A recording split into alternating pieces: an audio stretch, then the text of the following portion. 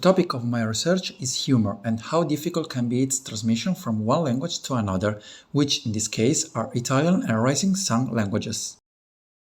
Defining humor is not that simple.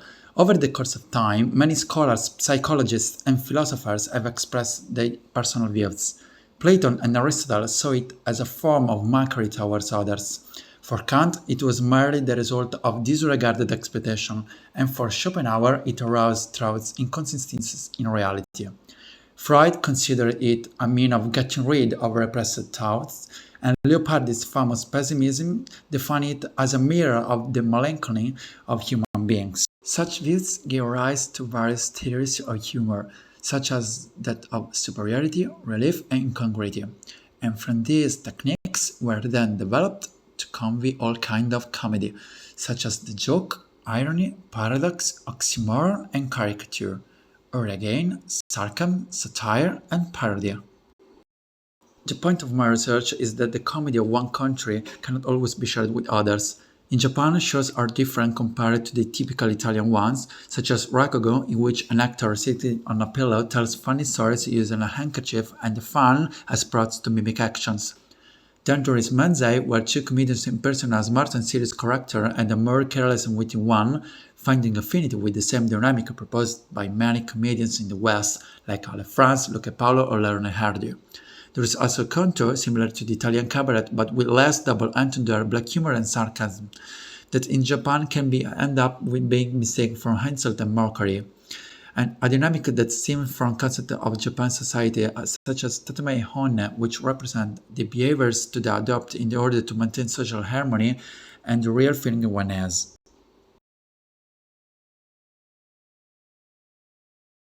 Even at lexical and syntactic level, Italian and Japanese have huge differences.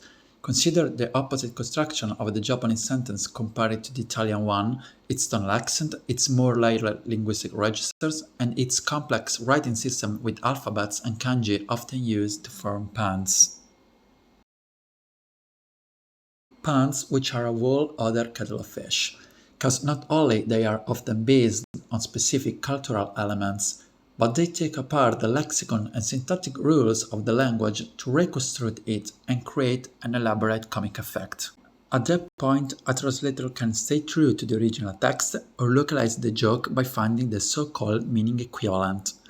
This is perhaps the most important concept when transporting humor between different cultures, because it is not so much important to translate only on a linguistic level, but rather to do so in such a way as to arouse in future users the same feeling of hilarity felt by those who enjoy the original version, while respecting the other's vision.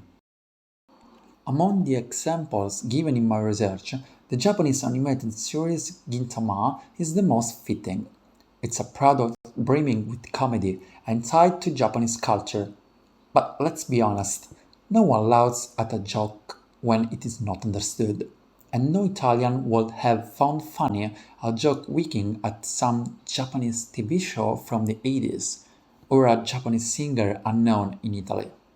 So all these references were replaced with Italian equivalents, such as the TV program C'è posta per te, the singer Albano, the actor Totò, and many others.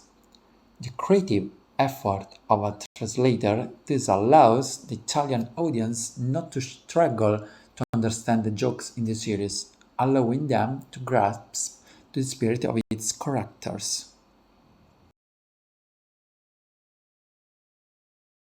But it's not always possible to localize a joke, even for technical problems. In manga, the space in which to translate jokes is limited by the size of the balloon, and the translator is forced to use the translator's note, in which he provides an explanation of the joke itself. However, this technique is used only if all else fails, since, as Umberto Eco states, if I don't translate the joke that made people laugh and just say that it made people laugh, I still haven't established if who said the jokes is a banal fun-loving person or a brilliant student of Oscar Wilde.